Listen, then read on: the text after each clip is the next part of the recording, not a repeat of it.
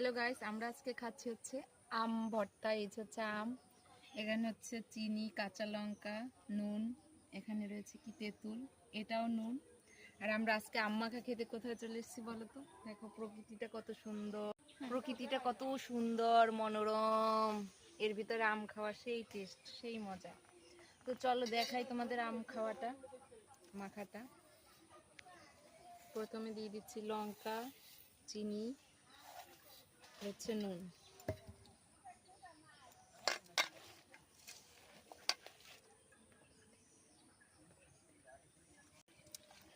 বন্ধুরা, আমি যদি এভাবে ভালো করে টেস্ট আনতে চাও তাহলে এভাবে করে চটকাবে, এভাবে করে। আসলে আম যত চটকাবে তত ভালো লাগবে। তো হয়ে গেছে আম মাখা, এবার একটু খেয়ে দেখি কেমন হলো।